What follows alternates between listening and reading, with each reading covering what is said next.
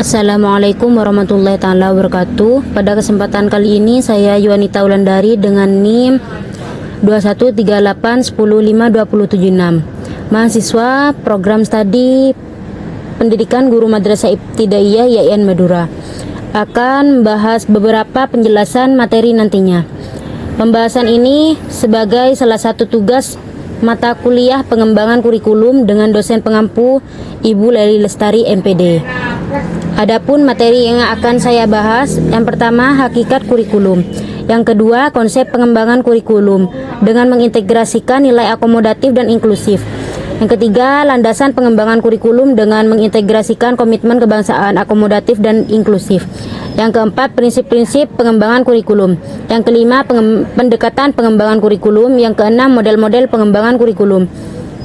Beralih kepada pembahasan yang pertama, yaitu hakikat kurikulum. Pengertian pengembangan kurikulum. Kurikulum berasal dari bahasa Yunani, yaitu dari kata karir artinya pelari dan kurare yang berarti tempat berpacu. Jadi kurikulum ini berasal dari dunia olahraga pada zaman Romawi kuno di Yunani. Kurikulum ini mengandung arti suatu jarak yang harus ditempuh oleh pelari dari garis start sampai garis finish. Balik lagi timbul pertanyaannya, lalu apa hubungannya dengan dunia pendidikan? Pertama, kita ibaratkan pelari itu sebagai siswa. Yang kedua, garis start ini sebagai tempat pendidikan, artinya itu bisa formal ataupun informal.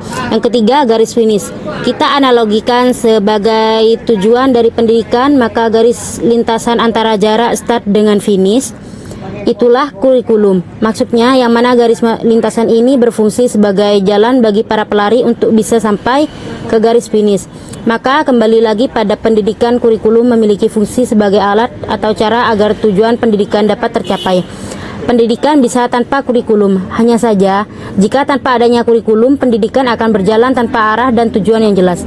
Maka dengan diharapkannya adanya kurikulum ini, maka pendidikan akan lebih terarah, lebih terencana dan juga bisa mencapai tujuannya.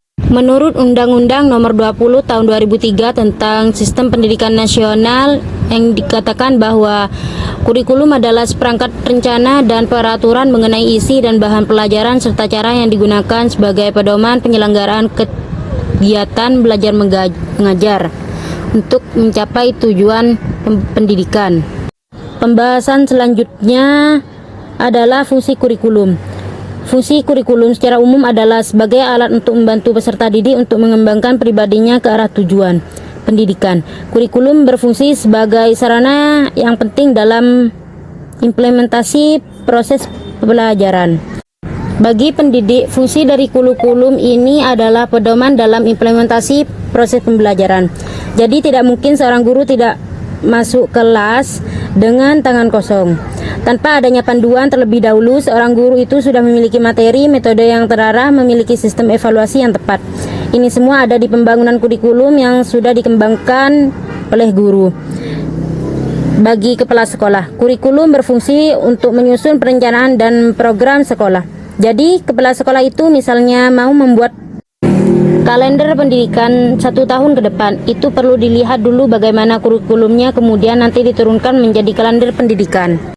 Bagi orang tua, kurikulum berfungsi sebagai bantuan program penyelenggaraan sekolah maupun membantu anak-anak mereka belajar di rumah sesuai dengan program sekolah. Orang tua harus berpartisipasi yang baik dapat mensukseskan proses pembelajaran di sekolah. Keberhasilan dalam mencapai tujuan pendidikan akan tercapai dengan adanya sinergi yang baik antar sekolah dengan orang tua. Bagi peserta didik, berfungsi sebagai pedoman belajar. Melalui kurikulum, peserta didik mampu memahami apa yang harus dicapai dan materi pembelajaran apa yang harus dikuasai. Dan fungsi kurikulum bagi sekolah tingkat selanjutnya. Adapun fungsi kurikulum dalam hal ini yaitu memelihara keseimbangan dalam proses pendidikan. Jika dari sebagian kurikulum sekolah yang ada di tingkat atas telah diajarkan pada sekolah di tingkat bawahnya, maka perlu adanya peninjauan kembali apakah perlu atau tidak bagian tersebut diajarkan. B. Untuk mempersiapkan tenaga baru. Apabila suatu sekolah berfungsi untuk menyiapkan tenaga pendidik bagi sekolah yang berada di bawahnya, maka sekolah tersebut perlu untuk memahami kurikulum yang ada di bawahnya. Yang terakhir, fungsi kurikulum bagi masyarakat dan memakai lulusan sekolah ataupun madrasah. Itu ikut memberikan kontribusi dalam perlancar pelaksanaan Program pendidikan yang membutuhkan kerjasama dengan pihak orang tua dan masyarakat, serta ikut memberikan kritik dan saran yang membangun demi penyempurnaan program di sekolah. C. Peran kurikulum. Kurikulum memiliki 3 peran. Yang pertama, peran konservatif, yaitu peran di mana kurikulum itu harus bisa mempertahankan identitasnya. Misalnya dari segi budaya yang ada di daerah tersebut harus dicantumkan dari kurikulum atau karakteristiknya harus tampak. Jadi nanti antara satu sekolah di satu daerah bisa berbeda dalam mengembangkan kurikulumnya. Yang kedua, peran kritis dan evaluatif. Jadi kurikulum ini juga harus kritis terhadap fenomena apa yang melingkupi dari kurikulum itu sendiri dari satu sekolah tersebut, dan harus evaluatif. Evaluatif di sini adalah mampu memberikan problem solving atau pemecah masalah terhadap suatu masalah yang ada di daerah tersebut. Yang ketiga, peran kreatif. Peran kreatif di sini jadi kreativitas dari tim pengembangan kurikulum dan guru bisa dikaitkan untuk mengembangkan kurikulum bahasa. Semakin kreatif pembelajaran semakin bagus. D. Komponen-komponen kurikulum. Komponen yang terpadu dan fungsional serta tidak dapat dipisahkan dari suatu sistem kurikulum, karena komponen itu sendiri mempunyai peranan dalam pembentukan kurikulum. Kemudian komponen-komponen pengembangan kurikulum dibagi menjadi 4 bagian. Yang pertama, komponen tujuan, berhubungan dengan hasil apa yang ingin kita capai dalam sistem pendidikan. Pada komponen tujuan memiliki hierarkis tujuan kurikulum. Pertama, tujuan pendidikan nasional. Tujuan ini bersifat paling umum dan merupakan sasaran akhir yang harus dijadikan pedoman oleh suatu usaha pendidikan. Yang kedua, tujuan institusional, merupakan tujuan yang diharapkan oleh suatu lembaga pendidikan. Yang ketiga, tujuan kurikuler, merupakan tujuan dari setiap bidang studi atau mata kuliah sesuai dengan keilmuan. Yang keempat, tujuan pembelajaran atau instruksional, merupakan tujuan tingkat bawah yang harus dicapai setelah satu proses pembelajaran atau setiap tujuan pokok pembahasan yang ingin disampaikan. Yang kedua, komponen isi atau materi, berkaitan dengan pengalaman belajar, apa yang harus diberikan kepada peserta didik. Isi kurikulum menyangkut dengan semua aspek yang berhubungan dengan materi pembelajaran maupun aktivitas dan kegiatan siswa. Yang ketiga, komponen metode atau prosedur, erat kaitannya dengan upaya dalam mengorganisasi, baik mencangkup urutan, aturan, dan integrasi kegiatan belajar yang akan diarahkan pada pencapaian tujuan. Yang keempat, komponen evaluasi, merupakan salah satu komponen dalam keseluruhan sistem pengembangan kurikulum. Peranan pentingnya evaluasi kurikulum sebagai penentu kebijakan pendidikan dan secara khusus digunakan untuk pengambilan keputusan dalam kurikulum.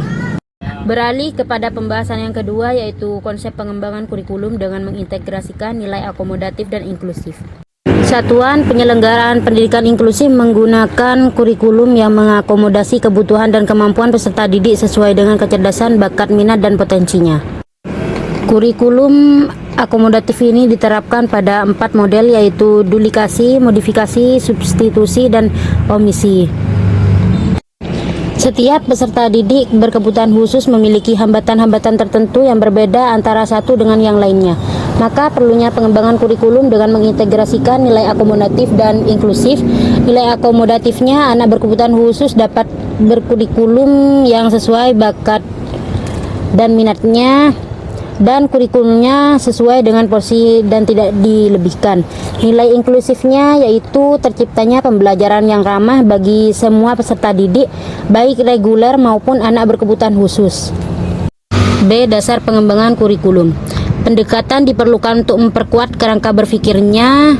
Sejumlah ahli mencoba sejenak menelisik dari mana kurikulum itu dapat dikembangkan melalui materi, tujuan, atau kemampuan. Mengembangkan kurikulum harus mengetahui dasar pengembangan kurikulumnya, yaitu 1. Kurikulum disusun untuk mewujudkan sistem pendidikan nasional. Yang kedua, kurikulum dengan semua jenjang pendidikan dikembangkan dengan pendekatan kemampuan. Pendekatan kemampuan standar ini menekankan pada penguasaan kemampuan potensi yang dimiliki peserta didik. Yang ketiga, kurikulum harus sesuai dengan ciri khas satuan pendidikan pada masing-masing jenjang pendidikan. Yang keempat, kurikulum pada semua jenjang pendidikan dikembangkan sesuai kebutuhan, potensi, minat peserta didik, dan tuntunan pihak-pihak yang memerlukan dan berkepentingan. Yang kelima, kurikulum pada semua jenjang pendidikan dikembangkan sesuai dengan tuntunan lingkungan. Yang keenam, kurikulum pada semua jenjang pendidikan mencangkup aspek spiritual, keagamaan, intelektualnya, keterampilan hidup yang berharkat dan bermartabat, pola hidup sehat, dan estetika dan rasa kebanggaannya. Pengembangan kurikulum sebaiknya dilaksanakan secara sistematik berdasarkan prinsip terpadu, yaitu memberikan petunjuk bahwa keseluruhan komponen harus tepat sekali dan menyambung secara integratif, tidak terlepas-lepas tapi menyeluruh. C. Cara mengembangkan kurikulum. Yang pertama, identifikasi kebutuhan. Pengembangan berkurikulum diawali dengan identifikasi kebutuhan, yaitu mengidentifikasi tenaga terampil atau kompeten yang dibutuhkan untuk melaksanakan pekerja dan tugas-tugas dalam unit pekerjaan yang ada sesuai dengan bidang dalam jumlah personalnya. Yang kedua, analisis dan pengukuran kebutuhan. Yang ketiga, penyusunan desain kurikulum program studi merupakan rangkaian kegiatan dalam merumuskan tujuan, isi atau bahan, proses atau metode dan media, serta evaluasi hasil pendidikan. Yang keempat, review dan validasi kurikulum atau uji coba dan penyempurnaan. Secara ideal, desain kurikulum yang telah disusun tidak langsung digunakan, tetapi terlebih dahulu divalidasikan, karena kegiatan validasi dilakukan melalui uji coba minimal pada satu kelas tahun pertama dan beberapa kelas selama masa pendidikan berlangsung. Yang kelima, implementasi kurikulum. Yang disempurnakan tersebut diimplementasikan pada seluruh kelas selama masa penyelenggaraan pendidikan. Yang keenam, evaluasi kurikulum yang telah dikembangkan perlu dilakukan secara konferensif dan berkelanjutan, mulai dari identifikasi dan analisis kebutuhan hingga implementasi kurikulum di lapangan. Lanjut pada pembahasan yang ketiga, yaitu landasan pengembangan kurikulum dengan mengintegrasikan komitmen kebangsaan akomodatif dan inklusif. A. Pengertian landasan pengembangan kurikulum. Apa itu landasan pengembangan kurikulum? Landasan kurikulum diambil dari 3 kata dasar. Yang pertama, landasan. Landasan sendiri dapat diartikan sebagai pondasi tumpuan atau dasar pijakan tertentu. Yang kedua, pengembangan diartikan sebagai pemodifikasian dari sesuatu yang sudah ada demi mencapai tujuan yang ditetapkan. 3. Kurikulum menurut S. Nasution merupakan suatu rencana yang disusun untuk melancarkan proses pembelajaran mengajar di bawah bimbingan dan tanggung jawab sekolah serta staf pengajaran. Jadi yang dimaksud dengan landasan pengembangan kurikulum di sini merupakan suatu gagasan, asumsi atau rencana yang dijadikan sebagai dasar pijakan atau titik tolak dalam melakukan pemodifikasian kurikulum demi mencapai tujuan yang telah ditentukan. Lalu kenapa harus ada landasan dalam pengembangan kurikulum? Jika kita ibaratkan kurikulum itu seperti suatu bangunan yang menjulang tinggi, kemudian landasan itu sebagai sebuah pondasi. Bangunan yang dibangun di atas pondasi yang rapuh, maka bangunan tersebut tidak akan bertahan lama. Sebaliknya, jika bangunan yang menjulang tinggi itu dibangun pada pondasi yang kokoh dan kuat, maka bangunan akan bertahan lama. Jadi analogikan ini sama dengan halnya pada pengembangan kurikulum. Untuk menentukan berkualitasnya tidaknya kurikulum yang dirancang sangat ditentukan oleh landasan pengembangan yang kuat. Adapun landasan pengembangan kurikulum itu ada 4. Yang pertama, landasan filosofis. Filsafat pada dasarnya adalah suatu pandangan hidup yang ada pada setiap orang. Dengan kata lain, bahwa setiap orang mempunyai filsafat dalam arti pandangan hidup pada dirinya sendiri. filsafat memegang peranan yang sangat penting dalam proses pengembangan kurikulum. Yang pertama, filsafat dapat menentukan arah dan tujuan pendidikan. Artinya, dengan filsafat sebagai pandangan hidup atau value system, maka dapat ditentukan mau dibawa kemana siswa yang akan kita didik itu. Kedua, filsafat dapat menentukan isi atau materi pelajaran yang harus diberikan sesuai dengan tujuan yang ingin dicapai. Yang ketiga, filsafat dapat menentukan strategi atau cara mencapai tujuan. Yang keempat, melalui filsafat dapat ditentukan bagaimana menentukan tolak ukur keberhasilan dalam proses pendidikan. Adapun aliran-aliran filsafat dibagi menjadi tiga. Yang pertama, idealisme. Aliran ini memandang kenyataan bahwasanya pada hakikatnya bersifat spiritual. Maka tujuan pendidikan harus dikembangkan dalam upaya pembentukan karakter, pembentukan insani dan kebijakan sosial sesuai dengan hakikat kemanusiaan. Yang kedua, realisme. Aliran ini memandang bahwa dunia atau realita bersifat materi. Manusia pada hakikatnya terletak pada apa yang ia kerjakan. Maka tujuan pendidikan harus diarahkan untuk melakukan penyesuaian diri dalam hidup dan melaksanakan tanggung jawab sosialnya. Adapun kurikulum yang dikembangkan meliputi pengetahuan yang bersifat sains, sosial maupun muatan-muatan yang lain. Yang ketiga, perennialisme. Aliran ini mempunyai keyakinan bahwa manusia itu dianugerahi kemampuan untuk berpikir. Untuk itu, pendidikan harus lebih mengutamakan pada pengembangan kemampuan intelektualnya melalui pengetahuan yang abadi, universal, dan absolut. Menurut aliran ini, pendidikan harus mampu menyiapkan peserta didik agar siap menghadapi kehidupan yang mana tugas para pendidik mengajarkan kebenaran yang abadi pada peserta didik. Yang keempat, aliran pragmatisme. Aliran ini memandang bahwa kenyataan tidaklah mungkin dan tidak perlu. Manusia adalah hasil evaluasi biologis, psikologis, dan sosiologis, di mana manusia lahir tanpa dibekali oleh kemampuan bahasa, keyakinan atau norma-norma. Maka tujuan pendidikan tidak ada batas akhirnya karena pendidikan adalah pertumbuhan sepanjang hayat. Sehingga tujuan pendidikan diserahkan pada upaya memperoleh pengalaman yang berguna untuk memecahkan masalah dalam kehidupan sosial. Yang kelima, aliran eksistensialisme. Meyakini bahwa manusia harus mencari arti hidup atas keberadaannya. Maksudnya, manusia bebas untuk memilih dan menentukan siapa dirinya dan akan menjadi apa dirinya. Kurikulum apa yang dikembangkan aliran eksistensialisme lebih memfokuskan pada pengembangan peserta didik pengetahuan tentang dirinya dan pilihannya sendiri.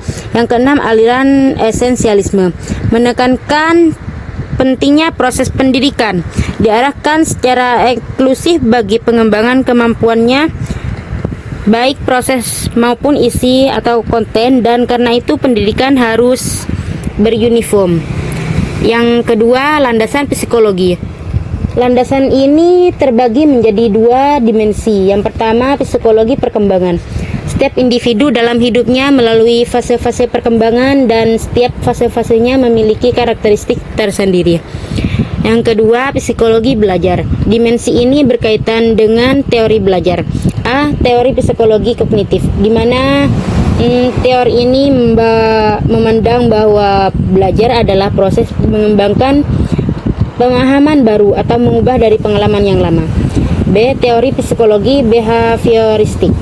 Teori ini memandang bahwa perubahan tingkah laku yang dapat diamati dapat menekankan pada pengaruh faktor yang internal pada diri individu. C. Teori psikologi humanistik, bahwa perilaku manusia itu ditentukan oleh dirinya sendiri oleh faktor internal dan bukan faktor lingkungan. Yang ketiga ada landasan sosial budaya. Kenapa dalam landasan pengembangan kurikulum ada landasan sosial budaya? Karena sejatinya anak-anak itu berasal dari kehidupan masyarakat yang mendapatkan pendidikan yang baik untuk informal, itu informal ataupun non formal dalam lingkungan masyarakat.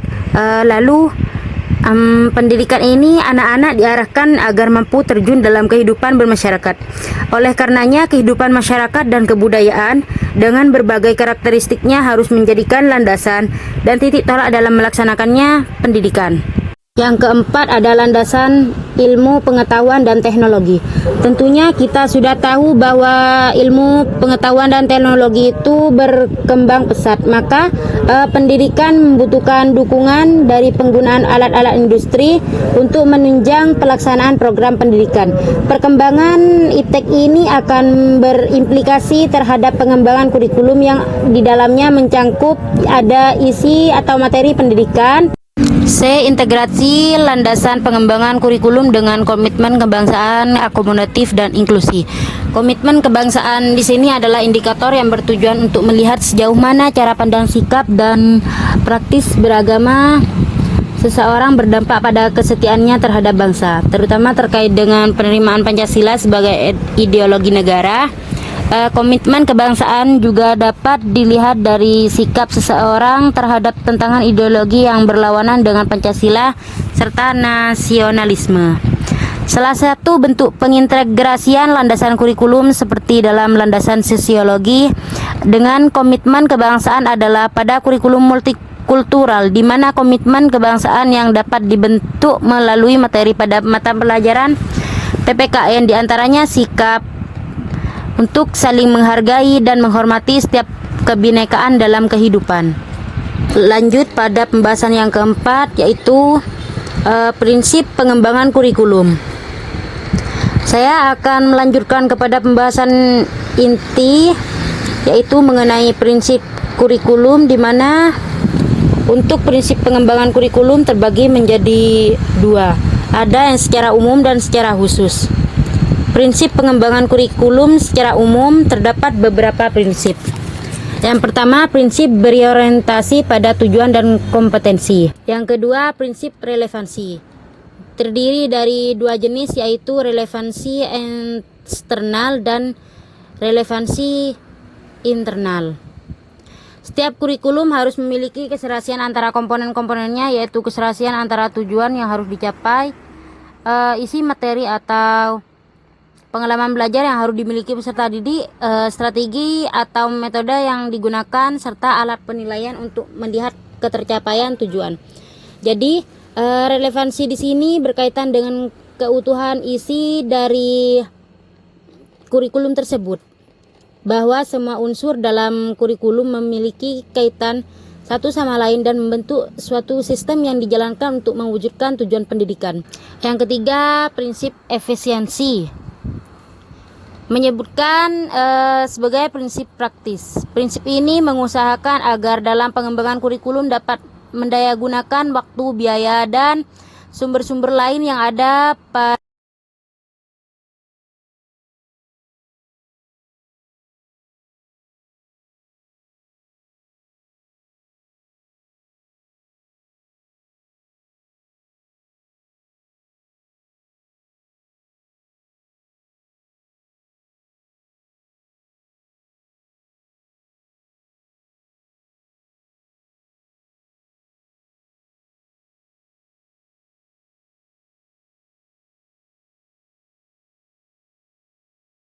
secara optimal, cermat, dan tepat sehingga hasilnya memadai.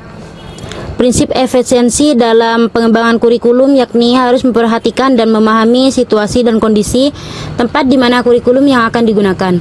Hal tersebut membantu pengembangan kurikulum dalam memenuhi prinsip praktis dan efisien. Yang keempat, prinsip efektivitas. Prinsip ini mengusahakan agar kegiatan pengembangan kurikulum mencapai tujuan tanpa kegiatan yang membazir baik kuantitas maupun kualitas.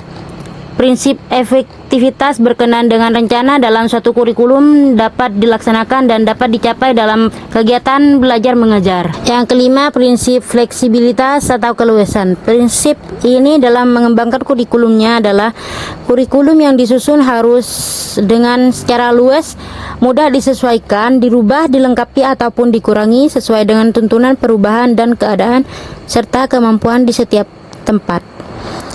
Hal ini yang perlu dipertimbangkan dalam pengembangan kurikulum dengan prinsip fleksibilitas, yakni harus memperlihatkan lingkungan sekitar di mana kurikulum tersebut diterapkan, keadaan masyarakat, serta ketersediaan tenaga dan peralatannya. Yang keenam, prinsip objektivitas.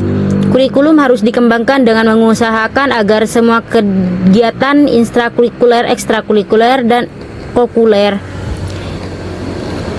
dilakukan dengan tatanan kebenaran ilmiah serta mengesampingkan pengaruh-pengaruh subjektivitas emosional dan pengaruh irasional. Yang ketujuh, prinsip kontinuitas. Yang dimaksud prinsip ini adalah berkesinambungan. Adapun ada kaitannya dengan pengalaman belajar yang disediakan, kurikulum harus memperhatikan berkesinambungan baik di dalam tingkat kelas, antar jenjang pendidikan maupun antar jenjang pendidikan dengan jenis pekerjaan. 8. Prinsip demokrasi. Pengembangan kurikulum yang dilandasi oleh nilai-nilai demokrasi, yaitu penghargaan terhadap kemampuan menjunjung keadilan, menerapkan persamaan kesempatan, dan memperhatikan keragaman peserta didik. Pengembangan kurikulum hendaknya memposisikan peserta didik sebagai insan yang harus dihargai kemampuannya dan diberi kesempatan untuk mengembangkan potensinya. Yang kedua, ada prinsip khusus pengembangan kurikulum. Adapun beberapa prinsip khusus dalam pengembangan kurikulum ini berkenaan dengan penyusunan tujuan, isi, pengalaman belajar, dan penilaian. C. Penggunaan prinsip pengembangan kurikulum. Prinsip-prinsip yang akan digunakan dalam kegiatan pengembangan kurikulum pada dasarnya merupakan kaidah-kaidah atau hukum yang akan menjiwai suatu kurikulum. Dalam pengembangan kurikulum dapat menggunakan prinsip yang telah dikembangkan dalam kehidupan sehari-hari, justru menciptakan sendiri prinsip baru. Oleh karenanya, dalam implementasi kurikulum di suatu lembaga pendidikan sangat mungkin terjadi di penggunaan prinsip-prinsip yang berbeda dengan kurikulumnya. Lanjut pada pembahasan yang kelima, yaitu pendekatan pengembangan kurikulum, yang dimana pendekatan dapat diartikan sebagai titik tolak atau sudut pandang seseorang terhadap suatu proses tertentu. Istilah pendekatan merujuk kepada pandangan tentang terjadinya suatu proses yang sifatnya masih sangat umum. Pendekatan juga bisa dikatakan salah satu cara melaksanakan kegiatan yang bersifat umum dan masih membutuhkan pada tindak lanjut dalam bentuk model, metode, dan teknik. Adapun B, jenis-jenis pendekatan kurikulum. 1. Pendekatan humanistik. Dalam pengembangan kurikulum bertolak dari ide memanusiakan manusia. Penciptaan konteks yang akan memberi peluang manusia untuk menjadi lebih human, untuk mempertinggi harkat manusia merupakan dasar filosofi, dasar teori, dasar evaluasi, dan dasar pengembangan program pendidikan. Yang kedua, pendekatan teknologis. Pendekatan ini sebagai kurikulum ditekankan pada efektivitas program, metode, dan material untuk mencapai suatu manfaat dan keberhasilan. Teknologi mempengaruhi kurikulum dalam dua cara, yaitu aplikasi dan teori. Yang ketiga, pendekatan rekonstruksionalisme. Kurikulum ini sangat memperhatikan hubungan kurikulum dengan sosial, masyarakat, dan politik. Yang keempat, pendekatan grassroots. Dalam model grassroots ini, inisiatif pengembangan kurikulum dimulai dari lapangan atau dari guru-guru sebagai implementator, kemudian menyebar dalam lingkungan yang luas. Makanya pendekatan ini dinamakan juga pengembangan kurikulum dari bawah ke atas. Adapun tujuan pendekatan pengembangan kurikulum. Tujuan kurikulum subjek akademis adalah pemberian pengetahuan yang solid serta melatih pada para peserta didik menggunakan ide-ide dan proses penelitian. Dengan berpengetahuan dalam berbagai disiplin ilmu, para peserta didik diharapkan memiliki konsep-konsep dan cara-cara yang dapat terus dikembangkan dalam masyarakat yang lebih luas. Beralih kepada penjelasan yang terakhir, yaitu model-model pengembangan kurikulum. A. Pengertian model pengembangan kurikulum. Model di sini adalah konstruksi yang bersifat teoritis dari konsep. Model pengembangan kurikulum merupakan suatu alternatif prosedur dalam rangka mendesain, menerapkan, dan mengevaluasi suatu kurikulum. Oleh karena itu, Setiap model pengembangan kurikulum harus dapat menggambarkan suatu proses sistem perencanaan pembelajaran yang memenuhi berbagai kebutuhan dan standar keberhasilan dalam proses pendidikan. B. Model-model pengembangan kurikulum. Yang pertama, model administratif yang juga disebut dengan line step atau top down. Model pengembangan kurikulum ini adalah model yang paling awal, paling lama, dan paling banyak dikenal. Model ini menggunakan prosedur garis sampai staff atau garis komando dari atas ke bawah atau top down. Maksudnya yaitu gagasan pengembangan kurikulum berasal dari pejabat tinggi, Kemdiknas, kemudian secara struktural dilaksanakan di tingkat bawah. Dalam melaksanakan kurikulum yang dikembangkan oleh model ini pada tahun-tahun permulaan diperlukan adanya kegiatan monitoring, pengamatan, dan pengawasan. B. The grassroots model. Model pengembangan ini merupakan kebalikan dari model yang pertama. Model ini adalah pengembangan yang inisiatifnya berasal dari bawah, yaitu berasal dari guru-guru di sekolah atau madrasah. Model ini didasarkan pada dua pandangan pokok. Yang pertama, implementasi kurikulum akan lebih berhasil apabila guru-guru sebagai pelaksana sudah dari sejak semula terlibat secara langsung dalam pengembangan kurikulum. Yang kedua, pengembangan kurikulumnya bukan hanya melibatkan personel yang profesional atau guru saja, tetapi juga meliputi siswa, orang tua, dan anggota masyarakat lainnya. Yang ketiga, model demonstrasi. Model kurikulum ini pada dasarnya bersifat grassroots, inisiatif berasal dari bawah. Model ini dikembangkan untuk memperkenalkan suatu inovasi kurikulum dalam skala kecil. Dalam pelaksanaannya, model ini menuntut sejumlah guru dalam satu sekolah untuk mengorganisasikan dirinya dalam memperbarui kurikulum. Yang kelima, model Rab-Taylor atau disebut dengan Bapak. Model pengembangan menekankan pada bagaimana merancang suatu kurikulum disesuaikan dengan tujuan dan misi suatu institusi pendidikan. Yang ketujuh, ada model Olivia. Menurutnya, suatu model kurikulum harus bersifat sederhana, komprehensif, dan sistematik. Yang kedelapan, model hubungan interpersonal Rogers. Yang terakhir, model action research yang sistematis. C. Macam-macam pengembangan kurikulum. Yang pertama, ditinjau dari konsep pelaksanaan. Yang kedua, struktur dan materi mata pelajaran. Yang ketiga, pengembangan dan penggunaannya. Sekian pembahasan dari saya, kurang lebihnya mohon maaf. Wassalamualaikum warahmatullahi taala wabarakatuh.